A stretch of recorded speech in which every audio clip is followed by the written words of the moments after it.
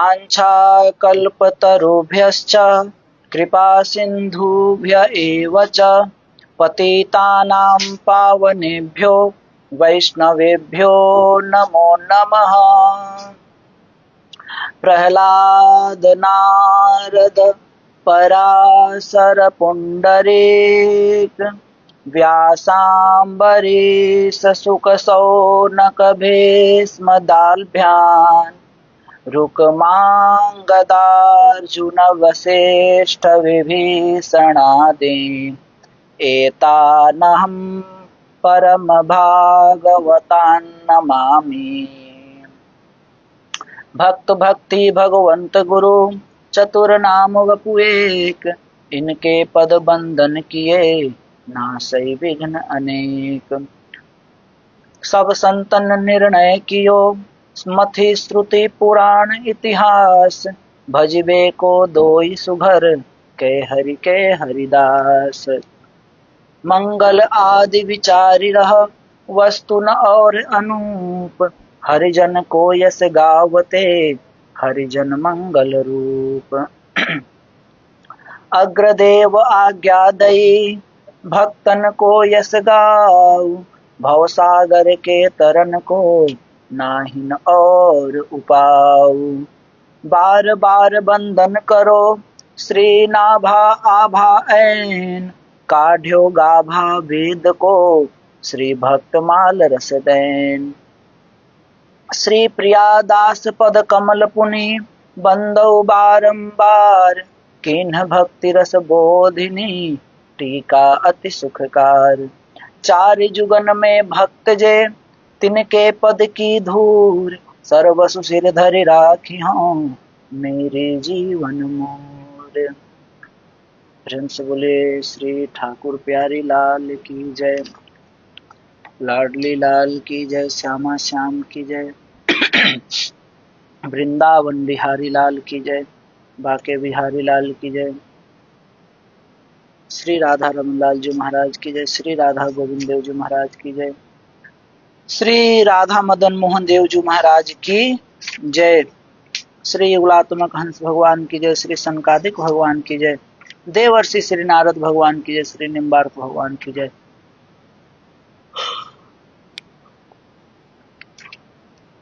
श्री रंगदेवी सुदेवी जू की जय, श्री ललिता विशाखा जू की जय, श्री चंपक लता चित्रा जू की जय, श्री तुंग विद्या इंदुलेखा जू की जय, समस्त सहचरी वृंद की जय, श्री निवासाचार्य आदि द्वादशाचार्य वृंद की जय, श्री सुंदर भट्टाचार्य आदि अष्टादश भट्टाचार्य वृंद की जय, श्री श्रीजी भट्ट जी महाराज की जय, श्री हरिव्यास देवाचार्य जी महाराज की जय, श्री परशुराम देवाचार्य जी महाराज की जय, श्री शोभुराम आदि द्वादशाचार्य वृंद की जय, श्री नित्य निकुंजवासी श्रीमद जगत गुरु श्री श्री जी महाराज की जय, वर्तमान पूज्य श्री श्री जी महाराज की जय, पूज्य गुरुदेव भगवान की जय, वृंदावन धाम की जय, बरसाने धाम की जय, नंदगांव की जय, गिरिराज महाराज की जय,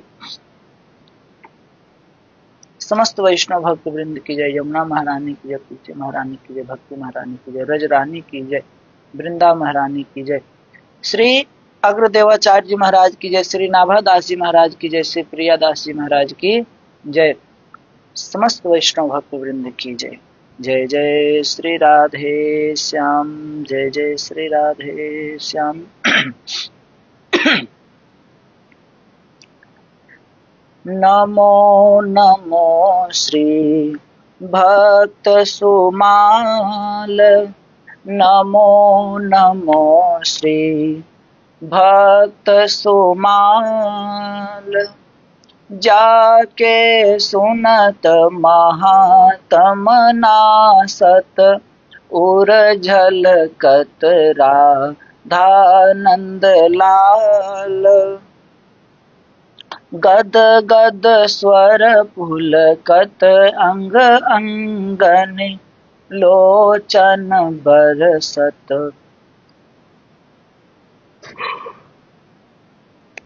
असुवन जाल उतरी जात अभिमान व्याल, विष लेत जीवाय सुरस तेहि काल, होत प्रीति हरि भक्त जनन सो, लेत शीघ्र हठि चरण प्रछाल।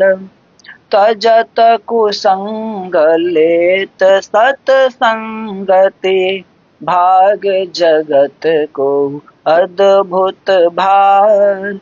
निशिवा निशिवा सरसोवत अरु जागत, रोम रोम है करत निहाल।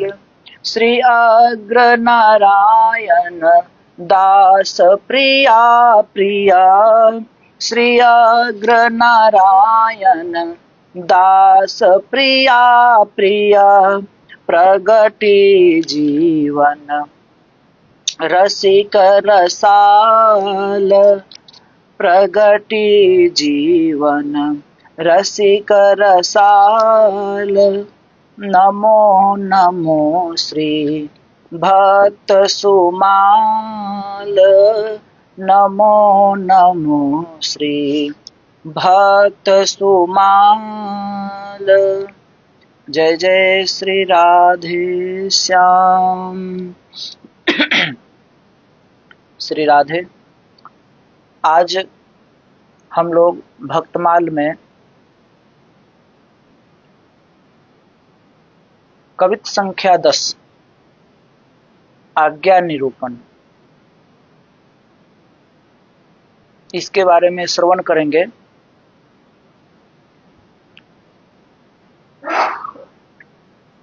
इसके पहले हम लोग श्रवण किए थे नाभादास जी कृत दोहा संख्या 2, 3 और 4, जिसमें दोहा संख्या 2 और 3 की व्याख्या को जो है हम लोग श्रवण किए थे, लेकिन दोहा संख्या 3 जिसमें कि श्री अग्रदेवाचार्य जी का कह रहे हैं कि अग्रदेव आज्ञा दई भक्तन को यश गाऊ, भव सागर के तरन को नाहिन और उपाऊ। तो इसके बारे में जो है हम लोग श्रवण नहीं किए थे, संक्षेप में श्रवण किए थे। इसका पूरा व्याख्या, पूरा भाव जो है श्रवण नहीं किए थे। तो आइए आज जो है दोहा संख्या 3 के व्याख्या को हम लोग श्रवण करेंगे। दोहा संख्या 3 में है, कहते हैं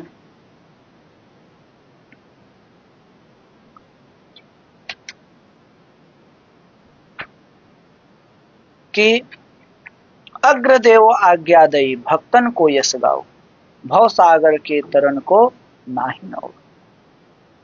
श्री अग्रदेवाचार्य जी आज्ञा दे रहे हैं नाभादासी को, तो इसके बारे में श्रवण करेंगे। इसके पहले हम लोग ये भी श्रवण किए कि सबसे बड़ा भक्त कौन है, जिसमें कि वो करें कि मंगल आदि विचारे रहो वस्तु न और अनु, अर्थात मंगलाचरण में भक्त से बढ़कर और कोई नहीं है। तो इसके बारे में भी हम लोग श्रवण किए थे।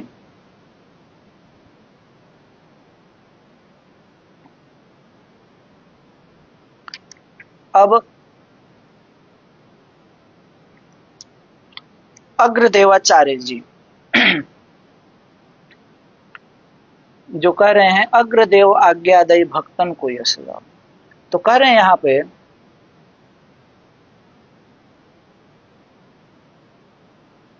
अग्रदेव आज्ञादयी, ये नाभा जी क्यों लिखे, तो इसका भाव देते हैं कि यह ग्रंथ रचना का हेतु है। यह ग्रंथ रचना का हेतु, रचना का कारण है। आज्ञा क्या है, तो कहते हैं भक्तन को यश गाओ। अग्रदेव आज्ञादयी भक्तन को यश गाओ, और वह किस लिए गाएं भक्तों का यश, तो कह रहे हैं भव सागर के तरन को नाहिन और उपाऊ, अर्थात इस संसार रूपी भवसागर को पार करने के लिए भक्त के यशोगान के द्वारा के जैसा और कोई उपाय नहीं, अर्थात भक्त चरित्र के श्रवण से बढ़ करके और कोई अन्य उपाय नहीं है इस भव सागर को पार करने के लिए। क्योंकि भक्त के चरित्र में ही भक्त का चरित्र, भक्ति का स्वरूप, गुरु का स्वरूप, भगवान का स्वरूप, इन सभी तत्वों का जो है भक्त के चरित्र में ही सबका समावेश किया गया और सबका वर्णन भक्त के चरित्र के माध्यम से हो जाता है। इसीलिए कह रहे हैं कि भक्तन को यश गाओ, कि भक्त का यश गाओ। किस लिए? तो भव सागर के तरन को नाही न और उपाय, भव सागर से तरने के लिए, पार जाने के लिए और कोई उपाय नहीं है। क्योंकि अब यहां कोई प्रश्न ये कर सकता है कि भगवान का न कहकर हरि भक्तों का ही यश गाने का इतना सुस्पष्ट संकेत क्यों?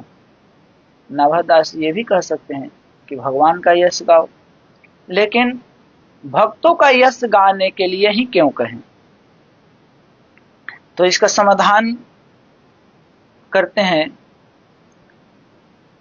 कहते हैं कि श्री नाभादास जी को जो है संतों की कृपा से दिव्य दृष्टि मिली।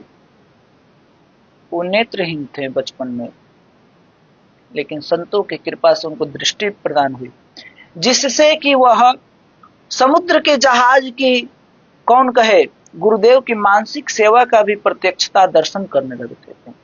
गुरुदेव जो मानसिक सेवा करते थे, उस मानसिक सेवा का प्रत्यक्ष दर्शन जो है नाभादास जी करते थे। इसलिए कहा गया है कविता संख्या 11 में, अचरज दयो नयो यहाँ लो प्रवेश भयो, मन सुख छयो जानो संतन प्रभाव को, आज्ञा तब दई यह भई तो पे साधु कृपा, उन्हीं को रूप गुण कहो ही ओ भाव को। कह रहे हैं टीकाकार कि यहां नया अचरज हो गया क्या, कि ये जो है अपने गुरुदेव के मानसिक सेवा में जो है प्रवेश कर गए। ये कैसे? तो संतों की प्रभाव से।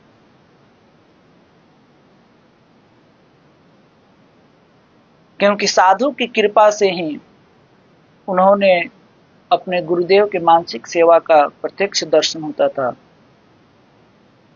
इसीलिए, और ये कृपा किसके कारण से हुआ? संतों की कृपा से। इसीलिए जो है उन्हीं को गुण, उन्हीं को रूप गुण कहे ही यो भाव को, इसीलिए उन्हीं का जो है गुण को जो है कहो। क्योंकि भगवान का यश तो बहुत से लोगों ने गाया है, गाते हैं और गाते रहेंगे। भगवान के यश बहुत लोग गाए हैं, गाते हैं और गाते रहेंगे। जैसे कहा गया है, सारद शेष महेश विधि आगम निगम पुराण, नेति नेति कही जासु गुण करहि निरंतर गान। सारद अर्थात सरस्वती देवी, शेष, महेश, विधि, शेष जी, महेश शंकर जी, विधि ब्रह्मा जी, आगम मतलब शास्त्र, निगम मतलब वेद पुराण, ये सब जो है नेति नेति कह करके भगवान के जो है गुण को गान कर रहे हैं।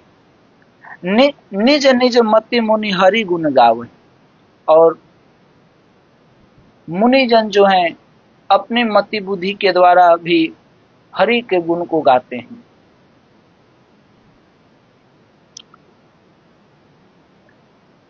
अग्रदेवाचार्य जी कहते हैं कि मैं स्वयं हरि यश गाता हूं, कोई भक्त यश भी तो गाने वाला होना चाहिए। इनके कहने का तात्पर्य है कि भगवान के गुण तो सब कोई गाते हैं, लेकिन भक्तों के चरित्र को कोई गाए।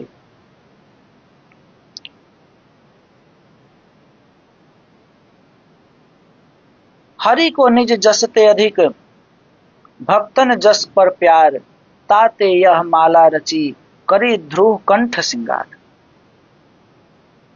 और विनय पत्रिका में तुलसीदास जी क्या कहते हैं?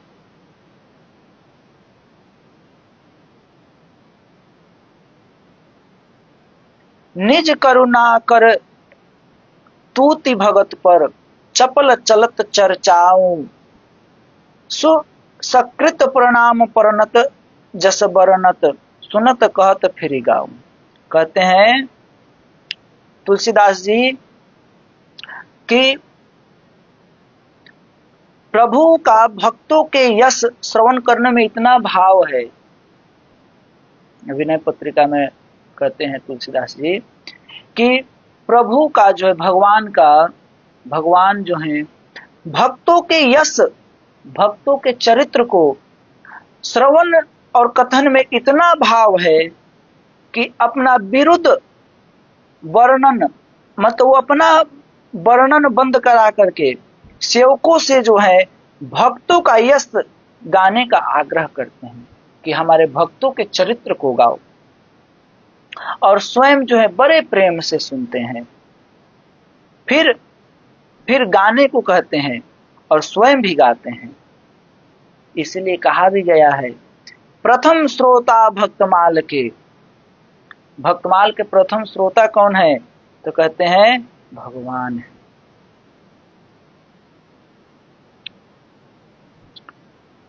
इसलिए श्री नाभादास जी ने मंगलाचरण में भक्त भक्ति भगवंत गुरु, इन चार का स्मरण किया है।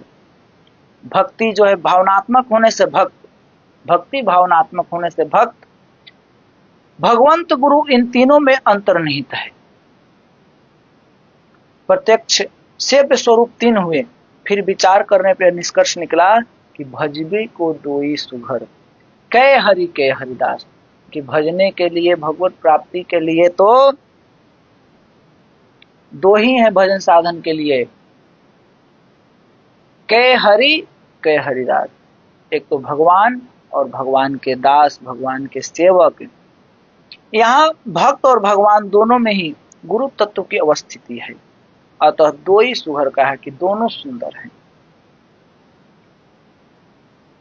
इन दोनों में जो है, भक्त और भगवान में अग्रदेवाचार्य जी जो है भक्तन को यश गाऊ, भक्त की यश गाने की जो है आज्ञा कर रहे हैं, अर्थात केवल भक्त को चुन रहे हैं।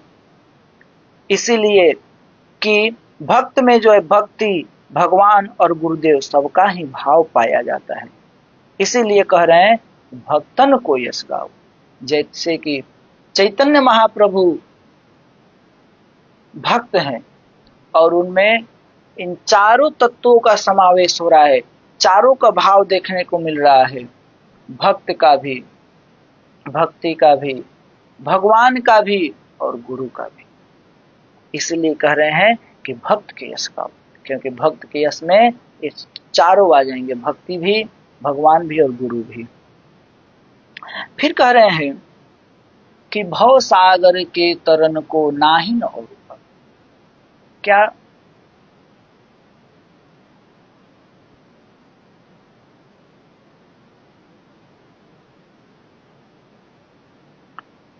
भव सागर से पार उतरने के लिए क्या और कोई उपाय नहीं है? जैसे भागवत जी में कहा गया है 11वें स्कंद के 26 अध्याय के 32 श्लोक में, निमज्जयो नमज्जताम घोरे भवाब्धौ परमायनम संतो ब्रह्म विदः शांतः नवदृढ़े वापसो मज्जताम। कहा गया है कि जो भयंकर संसार समुद्र में, संसार रूपी समुद्र में डूबते उबरते हैं, उनके लिए परम आराध्य ब्रह्मवेता शांत संत हैं। जैसे जल में डूबते हुए प्राणी के लिए नाव सहारा होता है, वैसे ही भवसागर से पार जाने के लिए वेद शास्त्रों ने बहुत से उपायों का निर्देश किया है। जैसे कहा गया है विनय पत्रिका में, बहु उपाय संसार तरन कह विमल गिरा श्रुति गावी।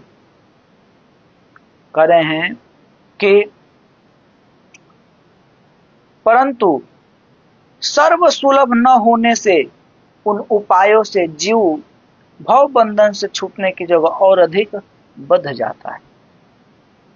अर्थात कने बहु उपार संसार तरन का विमल गिरी श्रुता गावे, मतलब बहुत सारे उपाय करने पर भी आदमी बहुत सारे उपाय करता है, लेकिन वो सही उपाय नहीं होने के कारण जीव जो है इस भव बंधन से छूटने की जगह और अधिक इसमें बंध ही जाता है, पार जाने की जगह अधिक डूबता है। जैसे कहा गया है रामचरितमानस में, श्रुति पुराण बहु कहे उपाय छूट न अधिक अधिक अरुझाए। ये छूटने की बजाय और जो है अधिक के अधिक उलझाते ही। श्रुति पुराण बहु कहे उपाय, श्रुति कुछ और कहती है, पुराण कुछ और कहता है, शास्त्र कुछ और कहता है, कोई संत कुछ कहते हैं, कोई कुछ कहते हैं। तो ही कहते हैं कि ये सब बहुत सारी बातें कहते हैं, तो इनसे हम बचे क्या, छूट ना अधिक अधिक उलझाई। इससे हम छूटते नहीं है अधिक अधिक, और हम क्या होते हैं, उलझ जाते हैं। जैसे कोई विद्वान व्यक्ति है, अब वो ग्रंथ का अध्ययन करने लगता है, सोचता है कि भैया ये पढ़ ले, वो पढ़ ले, ये पढ़ ले, ये पढ़ ले, थोड़ा वेदांत पढ़ ले, तो थोड़ा उपनिषद पढ़ ले, थोड़ा भागवत जी पढ़ ले, थोड़ा ये पुराण पढ़ ले, थोड़ा व्याकरण पढ़ ले, न्याय पढ़ ले, सांख्य पढ़ ले, आदि आदि, ज्योतिष पढ़ ले, कर्मकांड पढ़ ले, बहुत सारी ग्रंथ हैं, वेद पढ़ ले। तो फिर जब पुराण पढ़ता है तो उसमें उनका वर्णन, फिर इसमें उसका वर्णन, फिर जो पढ़ता अब सोचता है कि भैया करे तो करे क्या। तो अब बाहर निकलने के बजाय वो और इसी में जो है अक्षर जंजाल में जो और फंसते जाता है। तो वही कह रहे हैं कि श्रुति पुराण बहु कहे उपाय अछूट न अधिक अधिक अरुझाए। लेकिन संत जो हैं, संत कह रहे हैं कि संत क्या है, तो कह रहे हैं सब ही सुलभ सब दीन सब देशा आसेवत सादर समन कलेसा। कि संत चूंकि सबको सब काल सब देश में सुलभ है, सब ही सुलभ, सब दिन सब देशा, माने सब सबसे अधिक सुलभ हैं, प्रत्येक दिन और सब देश में ये मिलेंगे संत। इसलिए सेवत सादर समन कलेसा, इसलिए भक्तों के चरित्र जो हैं इनका श्रवण को यदि श्रवण करते हैं, क्योंकि ये प्रत्येक जगह उपलब्ध हैं, प्रत्येक जगह मिल जाएंगे, तो भक्तों के चरित्र के श्रवण से जो है भव सागर से तरन को, अन्य भव सागर से पार जाने के लिए अन्य कोई और दूसरा मार्ग सुलभ नहीं है। अब इसी पर व्याख्या कर रहे हैं टीकाकार श्री प्रियादास जी महाराज। कहते हैं, मानसी स्वरूप में लगे हैं अग्रदास जुवई, करत ब्यार नाभ मधुर संभार सो। चढ़े हो जहाज पे जो शिष्य एक आपदा में, कर्यो ध्यान खींचो मन छूटे रूप सार सो। कहत समर्थ गय बोहित बहुत दूरी, आओ छवि पूरी फिर ढरो ताही ढार सो। लोचन उघारी के निहारी कहियो बोलो कौन, वहीं जौन पाल्यो सिथ दे दे सुख वार सो। प्रियादास जी अपने भाव में व्यक्त करते हैं, क्या कहते हैं कि मानसी स्वरूप में लगे हैं अग्रदास जुवई। कि एक बार स्वामी अग्रदेवाचार्य जी अपनी मानसिक सेवा में जो है संलग्न थे। करत ब्यार नाभा मधुर संभार सो, जब वो मानसिक सेवा में संलग्न थे और श्री नाभा जी जो हैं अति कोमल एवं मधुर संरक्षण के साथ धीरे धीरे प्रेम से पंखा कर रहे थे, बिजना से प्यार कर रहे थे। उसी समय जो है अग्रदास जी का एक शिष्य, चढ़े हो जहाज पे जो शिष्य एक आपदा में, उसी समय जब ये सेवा कर रहे थे अग्रदेवाचार्य जी मानसिक, तो उसी समय उनका एक शिष्य जो है जहाज पर चढ़ा हुआ समुद्र की यात्रा कर रहा था, और तो एक आपदा में, और जब यात्रा कर रहा था तो उस वो जहाज जो है भंवर में फंस गया। चालक जो है निरुपाय हो गया, कोई उपाय उसके पास नहीं था। तब क्या कर रहे हैं, आपदा में करियो ध्यान खींचियो मन छूटियो रूप सारसो। तब वो शिष्य जो है श्री अग्रदेवाचार्य जी अपने गुरुदेव का स्मरण किया, उससे श्री अग्रदेवाचार्य जी का ध्यान अति सुंदर स्वरूप भगवान श्री सीताराम की सेवा से हट गया। जो अग्रदेवाचार्य जी जो मानसिक सेवा कर रहे थे अपने सीताराम जी की, तो जब शिष्य जब समुद्र में नाव फंस गया, तो जब इनको ध्यान करके जब पुकार किया, इनको बुलाया, तो इनका ध्यान जो है उधर से हट गया। तो नाभादास जी जब उनको बिजना से प्यार कर रहे थे, तो नाभादास जी देखें कि गुरुदेव की मानसिक सेवा में विघ्न आ रहा है, वो शिष्य बुला रहा है, तो देखे कि गुरुदेव की मानसिक सेवा में विघ्न आ रहा है, जिससे नाभादास जी क्या किए कि पंखे की वायु से ही जहाज को संकट से पार कर दिए। अब देखे कि गुरुदेव जो हैं, इनका मानसिक सेवा टूटेगा, प्रिया प्रीतम की सेवा टूटेगी, शिष्य की तरफ यदि ध्यान जाता है तो ये क्या किए कि जो बिजना से जो प्यार कर रहे थे गुरुदेव, उसी बिजना से इससे प्यार किए, हवा से जो है जो शिष्य का जो जहाज भंवर में फंसा था वो उससे निकल गया, पार कर दिया। और जब पार करने के बाद फिर नाभा जी जो है, नाभादास जी अपने गुरुदेव से नम्र निवेदन कर रहे हैं कि प्रभु, क्या कर रहे हैं कि प्रभु जहाज तो बहुत दूर निकल गया, जहाज बहुत दूर निकल गया, अब आप उसी शोभापूर्ण भगवान की सेवा में लग जाइए। अब आप सेवा में लग जाइए, आंख नेत्र मत खोलिए, ध्यान इधर मत ले आइए, आप प्रिया प्रीतम की सेवा में ही लगे रहिए। वो जहाज जो है बहुत दूर निकल गया, अर्थात संकट से वो बच गया। ये बात जो है नाभादास जी अपने गुरुदेव से नम्र भाव से कहते हैं।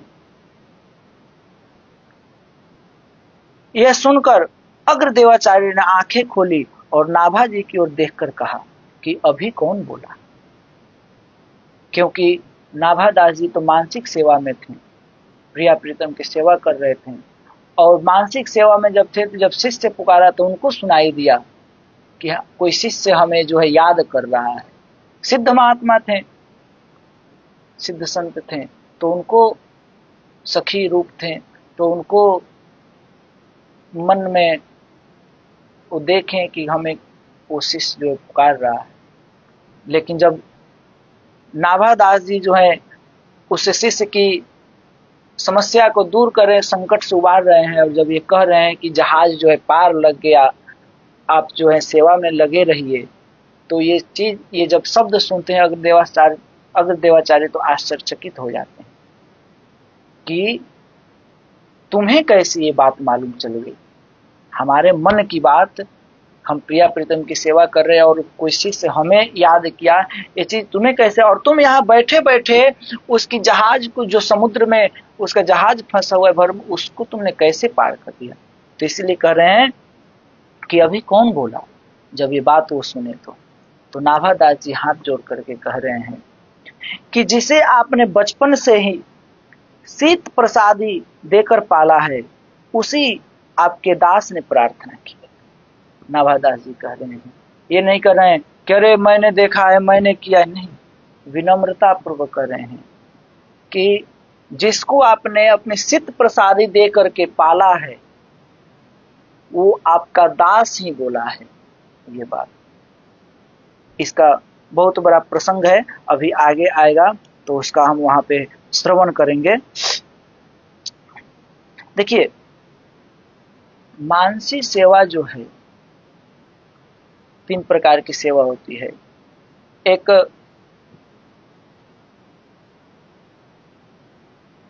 कर्मणा मनसा वाचा, कर्म से भी, जैसे कि ठाकुर जी को हम नहला रहे हैं, जगा रहे हैं, खिला रहे हैं, आरती कर रहे हैं, चरण दबा रहे हैं, सुला रहे हैं, ये सब तो कर्म से हो गए।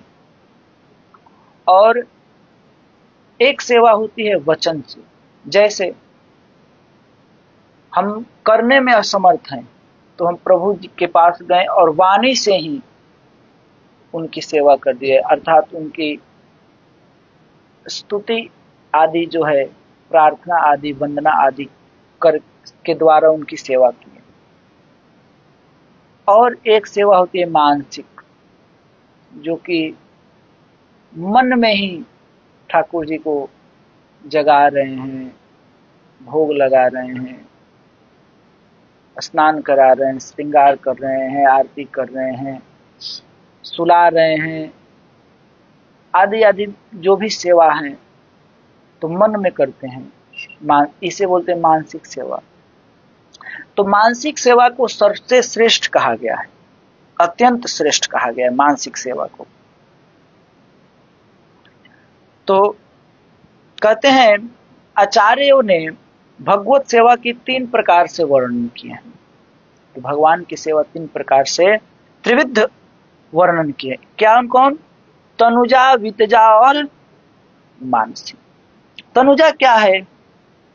तो जो शरीर से, अर्थात श्रद्धा भक्ति सहित शरीर से जो भगवत कैंकर्य करना, सेवा करना, ये है तनुजा। और वितजा, जो वित्त साठ्य परित्याग कर पूर्वक भगवान की उत्तमोत्तम राग भोग श्रृंगार आदि की सेवा, ये है वितजा सेवा। और मानसी तो उत्तमा सहजावृत्ति द्वारा मन मंदिर में भगवान को विराजमान कराकर सदा सर्वदा अष्टयाम मनोमय पूजा उपकरणों द्वारा मन से भगवान की सेवा, ये है मानसी सेवा। तो कहते हैं कि तनुजा और वितजा सेवा का फल है मानसी सेवा की सिद्धि।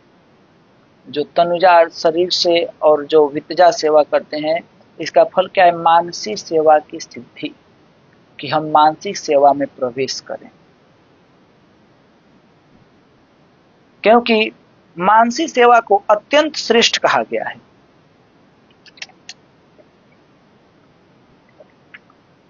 कहा गया है कृष्ण सेवा सदा कार्या मानसी सा परामता चेतस्तत्व प्रवणम सेवा तत्सिद्ध्यै तनु वित्तजा। करें कि ये जो मानसी सेवा जो है परामता, मतलब सबसे अत्यंत श्रेष्ठ सेवा है मानसी सेवा। अगर हम लोग शरीर से जो सेवा करते हैं, कोई कहता है कि हम तो मंदिर में कैसे बांके बिहारी की सेवा करें, हमारी तो वहां प्रवेश ही नहीं है, हमें तो कोई जाने नहीं देगा।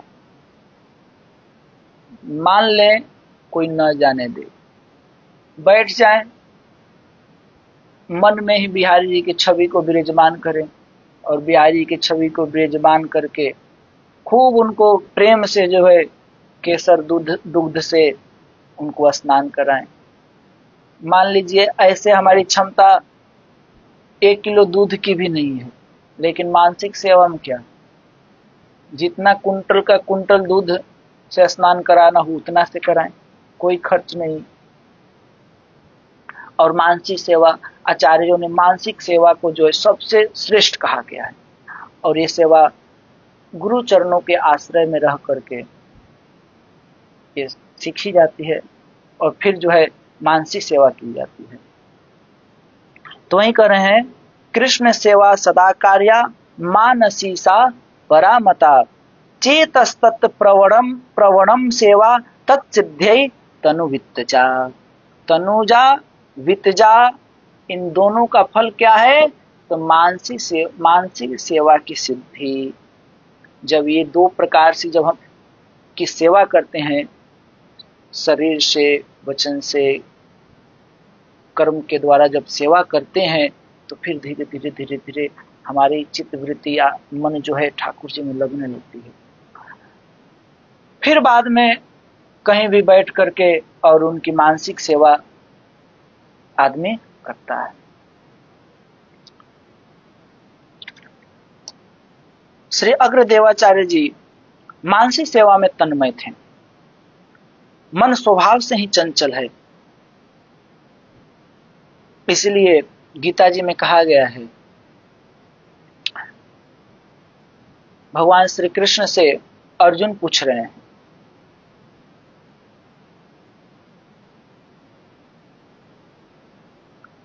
क्या कह रहे हैं? चंचलम ही मनः कृष्ण परा प्रमाथि बलवदृढ़ तस्याहम निग्रहम मन्ये वायोरीव सुदुष्करम।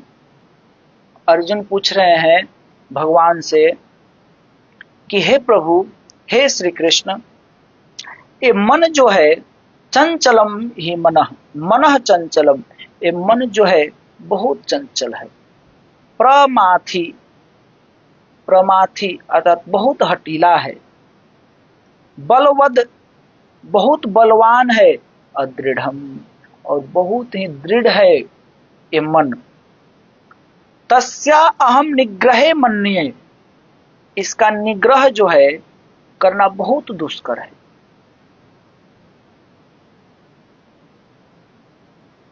जैसे वायु इव सुदुष्करम, जैसे वायु को मुट्ठी में बंद करना बहुत दुष्कर है, बहुत कठिन है, वैसे ही ये मन को भी बस में करना अत्यंत दुष्कर जान पड़ता है।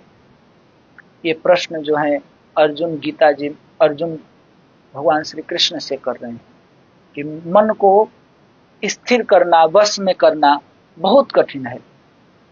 जैसे वायु को कोई मुट्ठी में नहीं बंद कर सकता है, वश में नहीं कर सकता है, वैसे ही इस मन को भी जो है कोई वश में नहीं कर सकता है। बहुत कठिन है, बहुत चंचल है, बलवान है, दृढ़ है, हटीला है।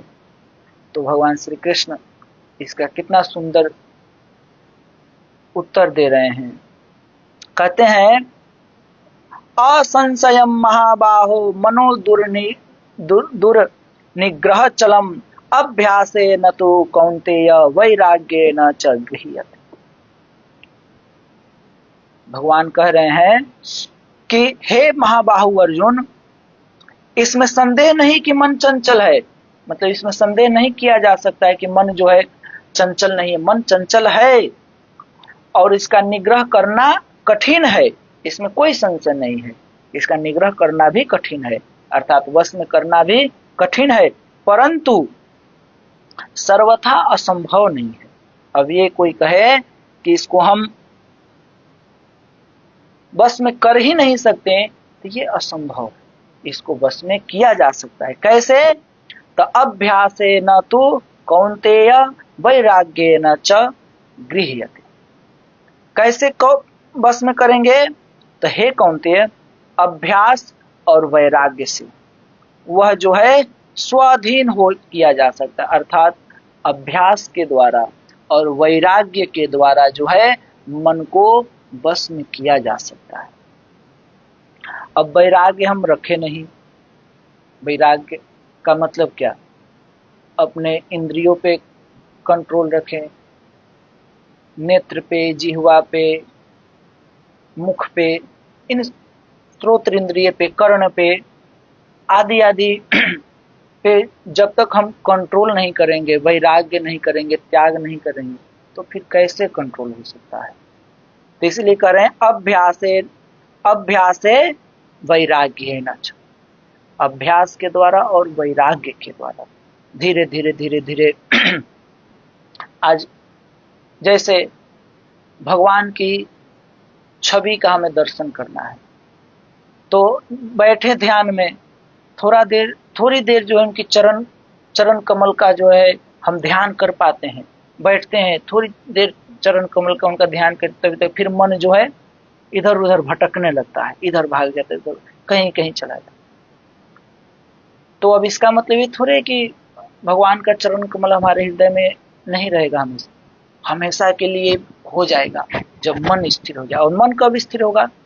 तो धीरे धीरे, जैसे आज 2 मिनट किए, कल 5 मिनट करें, कल 10 मिनट करें, वैराग्य के साथ अवेना जी की सब चीज का उपभोग करते रहें और फिर करें, क्योंकि सब चीज का उपभोग करेंगे तो फिर मन उसी में आसक्त होगा। धीरे धीरे धीरे धीरे जो है मन वश में हो जाता है।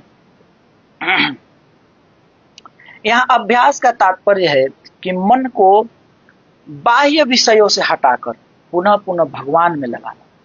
हमारा मन जो बाहर के विषयों में लगा हुआ है, उन सबों से हटा करके पुनः पुनः बार बार भगवान में लगाना, ये कहा गया है अभ्यास।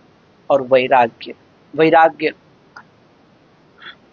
ज्ञानी लोग जहां मन का निरोध संयम रूपी कोड़े लगाकर करते हैं, वहां उपासना मार्ग में भक्त जन जो है मन को भगवान के रूप माधुर्य अमृत का पान कराकर चंचल से अचल बनाते हैं। जहां पर ज्ञानी जन जो हैं, जो ज्ञानी व्यक्ति हैं, वो मन का निरोध, मन को वश में कैसे करते हैं? तो संयम रूपी कोड़े से बहुत संयम करते हैं। ये नहीं खाएंगे, वो नहीं खाएंगे, ये नहीं पहनेंगे, वो नहीं पहनेंगे, बहुत मतलब कि संयम, बहुत तपस्या, कठोर तपस्या के द्वारा करते हैं। किसी को देखेंगे नहीं, किसी से बात नहीं करेंगे, तो बहुत कठोर तपस्या के द्वारा जो है, अर्थात संयम रूपी कोड़े लगा लगा कर जो है बस में कर। लेकिन जो उपासना मार्ग में है, अर्थात भगवान की भक्ति मार्ग में है, भगवान के भक्त हैं, तो भक्त उतने त्याग तपस्या के द्वारा, कठोर तप के द्वारा नहीं करते हैं। भक्त कैसे करते हैं? तो भक्त जो होते हैं वो तो अपने मन को जो है भगवान के रूप में, अर्थात भगवान का जो स्वरूप है कि भगवान मुस्कुराते हुए कितने सुंदर दिख रहे हैं, भगवान जब माखन चोरी करते हैं तो कैसे करते हैं, उसी में जो है अपने मन को आसक्त करना, उनकी लीला चिंतन में ही अपने मन को आसक्त करना, भगवान के रूप माधुरी को देखते हुए अपने मन को उसमें आसक्त करना, उसी में लगाना। तो ये मन जो चंचल मन है ये अचल हो जाता है, स्थिर हो जाता है भगवान में। तो जो भक्त होते हैं वो अपने मन को इस प्रकार से स्थिर करते हैं। इसी पर जो है बहुत ही सुंदर अलबेली सखी अर्थात सुंदर दास जी ने एक बहुत सुंदर भाव दिया है। चंचल तो मन की गति है अली, रूप सुमन वन में फिरिए, कुंडल लोल कपोलनि में अलकनि झलकनि चित में धरिए, वर वेंदी भाल रसाल दिए, अधरनि में मोती थर हरिए, अलबेली लाल बिहारिन को दिन ऐन निहारिन की करिए। अर्थात भगवान के बिहारी लाल बिहारी अर्थात प्रिया प्रीतम के जो रैन, अर्थात उनकी जो दिनचर्या, उनकी जो रूप माधुरी है, उसको निहारने में जो है ये मन जो है स्थिर हो जाएगा। यह मन भूत समान है दोहरे दांत पसार। ये मन कैसा है? भूत के समान है, दौरे दांत पसार, दांत पसार अर्थात दांत निकाल करके दौड़ता है ये मन। बांस गांठ उतर चढ़े सब बल जावे हाथ, बांस गांठ उतर चढ़े और सब बल जावे हाथ। मन बहुत दुष्कर है। लेकिन जब भगवान की रूप माधुर्यता का जब हम अवलोकन करने लगते हैं, भजन करने लगते हैं, मन जब शुद्ध होता है, चित्त जब शुद्ध होता है, जब मन जब भगवान के चरण कमलों में, भगवान के प्रेम में, भगवान के लीला में, चिंतन में जब लगने लगते थे, मन धीरे धीरे धीरे धीरे अपने आप स्थिर हो जाता है। इसी के लिए एक दृष्टांत दे रहे हैं, एक कहानी कह रहे हैं कि किसी मनचले व्यापारी ने, मनचले अर्थात जो उनका मन चंचल था, उस व्यापारी का, उसने एक सिद्ध संत से शीघ्र सिद्धि का मंत्र पूछा कि वो संत से पूछे कि आप हमें कोई ऐसा मंत्र बताइए जिससे हमें शीघ्र जल्दी से जो है सिद्धि प्राप्त हो। तो उन संत ने भूत सिद्धि का मंत्र बता दिया। वो संत उन्हें कैसा मंत्र बता दिया? भूत सिद्धि, जिससे कि भूत की सिद्धि हो जाएगी। भूत सिद्धि भी होती है, भूत को सिद्ध किया जाता है। इसका प्रसंग अब इस पर चलेंगे तो बहुत बड़ा प्रसंग हो जाएगा। अभी यहाँ जो प्रसंग है इसी को हम लोग चल रहे हैं, फिर इस पर भी कभी चलेंगे। तो यहाँ कहते हैं उस संत क्या किए, उसे वो जो चंचल मन वाला जो व्यापारी था उसको भूत सिद्धि का मंत्र बता दिया। संत के बताए हुए विधि विधान से उसने एक भूत को जो है वश में कर लिया व्यापारी, और उससे कहा कि हम जो कहें वह तुम्हें करना होगा। भूत ने कहा हम तुम्हारी आज्ञा पर शर्त मानने को तैयार हैं कि जिस समय तुम मुझे कुछ काम नहीं बताओगे उस समय मैं तुम्हें खा जाऊंगा। देखिए वो भूत बोला कि ठीक है, मैं तुम्हारी आज्ञा मानने को तैयार हूं, लेकिन एक शर्त है मेरा। क्या? कि यदि जिस समय तुम मुझे कुछ काम नहीं बताओगे उस समय मैं तुम्हें खा जाऊंगा। तुम हमें जो कहोगे वो मैं करूंगा, लेकिन यदि जिस समय, अब मान लो कोई काम मैं कर दिया फिर मुझे कोई काम नहीं है और मैं स्थिर हूं, तो मैं तुम्हें खा जाऊंगा। भूत बोला, अर्थात हमें हर समय काम मिलना चाहिए। व्यापारी का वैसे तो बड़ा भारी कारोबार था, जो व्यापारी था उसको बहुत बड़ा कारोबार था, काम बहुत रहता था, परंतु जो भी वह कहता व्यापारी, वह भूत जो है अपनी दिव्य शक्ति से तत्काल संपन्न कर देता, कुछ ही क्षण में संपन्न कर देता। ऐसी स्थिति में वह व्यापारी हमेशा चिंतित रहने लगा कि अब इसे कौन सा काम बताऊं। अब वो व्यापारी जो है चिंतित रहने लगा कि अब इसे कौन सा काम बताऊं कि ये काम में हमेशा फंसा रहे, क्योंकि अगर ये जब शांत होगा तो ये हमें खा जाएगा। तो इसी चिंता के कारण जो है उस व्यापारी का शरीर कृषित होने लगा, सूखने लगा, दुबला पतला होने लगा। तो उस व्यापारी के एक मित्र ने जब उसकी दुर्बलता का कारण पूछा तो उसने अपना समस्त वृत्तांत बताकर इस दुख से छूटने का उपाय पूछा। तो उस अनुभवी मित्र ने उसको एक सिद्ध के पास ले गया। सिद्ध ने युक्ति बताई। वो सिद्ध क्या कहें कि उस भूत से कहो कि 1000 गांठ वाला बांस लावे। बांस कि 1000 गांठ वाला बांस लावे, और जब वह लावे तो कहना कि इसे हमारे आंगन में गाड़ दो। जब वो बांस ले आवे भूत तो उसे कह दो कि हमारे आंगन में गाड़ दो, और खाली समय में इस पर चढ़ो उतरो। जब खाली समय हो तो इस पर चढ़ो उतरो, जब हमें काम होगा तब कहूंगा। इस प्रकार वो व्यापारी भूत के संकट से मुक्त हुआ। ऐसे ही भूत रूपी चंचल मन को भी भगवान के नख सिख स्वरूप में लगाए रहे तो जीव सुखी रहता है। जैसे व्यापारी ने भूत को कैसे कर दिया कि जब खाली रहो तो कहां, बांस पर चढ़ते उतरते रहो। ऐसे ही हमारा ये जो मन जो है भूत रूपी जो चंचल मन, इसको कहाँ लगाएं? तो इसको भगवान के जो चरण कमल से नख से लेकर उनके शिख पर्यंत जो उनके रूप माधुरी है, उनमें जो है इस मन को लगाएं तो जीव सुखी रह सकता है। नहीं तो व्यर्थ के जो असद विषय है उसी में भटकता रहता है।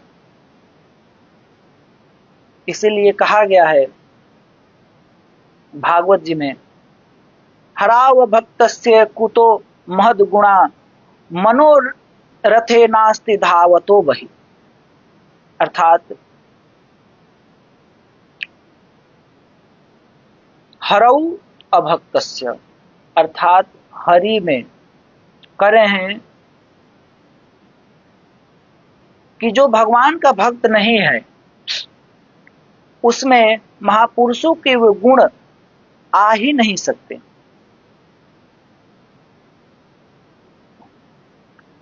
वो तो तरह तरह के संकल्प करके निरंतर तुच्छ बाहरी विषयों की ओर ही दौड़ता है। जो भगवान के भक्त नहीं है उनमें महापुरुष का गुण नहीं आ सकता है। क्यों? क्योंकि वो बार बार संकल्प विकल्प में फंसा रहता है कि कभी ये कर लूं, कभी वो कर लूं, कभी ये काम कर लूं, कभी ये चीज की प्राप्ति कर लूं, कभी ये सुख भोग लूं, कभी वो सुख का उपभोग कर लूं। तो वो संकल्प विकल्प में ही अपने फंसा रहता है, जिसके कारण वो उसके ऊपर महापुरुषों की कृपा नहीं होती, महापुरुषों का गुण जो है उसमें परिलक्षित नहीं होता है।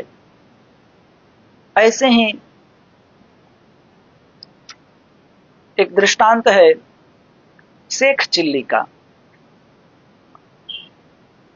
शेख चिल्ली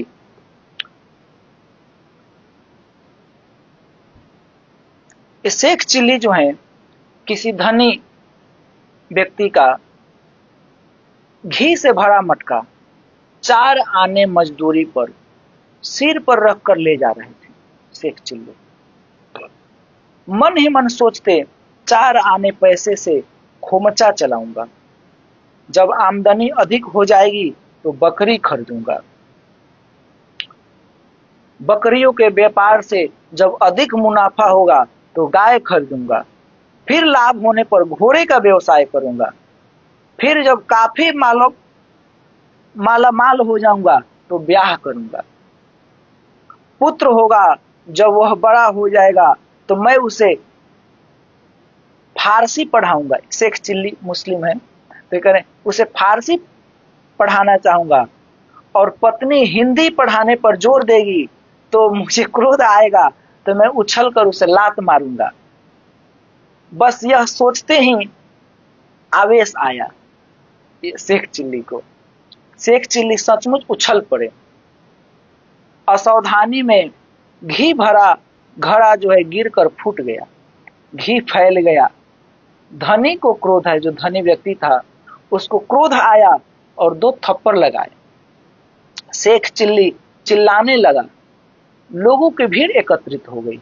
पूछने पर धनी व्यक्ति ने अपनी घृत हानि बताई कि मेरा घी का मटका फोड़ दिया। तो शेख चिल्ली ने चिल्ला चिल्ला कर कहा, आपका तो 10-5 रुपये के घी का नुकसान हुआ, मेरा सब गृहस्थी ही चौपट हो गया। अर्थात जो मैं सोच रहा था वो सब चौपट हो गया, नष्ट हो गया, क्योंकि अब आप मुझे 4 अन्य जो है नहीं दे पाओगे, तो फिर मैं ये अपने जो सोच रहा था गृहस्थी का वो मैं कर नहीं पाऊं, तो मेरा तो पूरा गृहस्थी चौपट हो गया। लोग बड़े ही चकपकाए। फिर सब शेख चिल्ली के मनोराज्य को जाने तो उन्हें और भी अधिक कौतूहल हुआ। यह है मन की भटकन। तो ऐसे ही जिसका मन संकल्प विकल्प में लगा हुआ है, जो भगवान के भक्त नहीं है, उनके ऊपर महापुरुषों की कृपा, महापुरुषों के गुण परिलक्षित नहीं होते, उनके अंदर महापुरुषों के गुण नहीं आते हैं। तो अभी यहाँ जो है हम लोग श्री अग्रदेवाचार्य जी जो कह रहे हैं, अग्रदेव आज्ञा दई भक्तन को यश गाऊ, भव सागर के तरन को नाहिन और उपाऊ। तो इसका भाव जो है हम लोग श्रवण किए और इसमें जो कवित्व संख्या 10 प्रियादास जी के द्वारा जो विरचित है, इसका हम लोग श्रवण किए। अभी इसमें कुछ प्रसंग बाकी है, शेष है, जिसका श्रवण हम लोग कल करेंगे।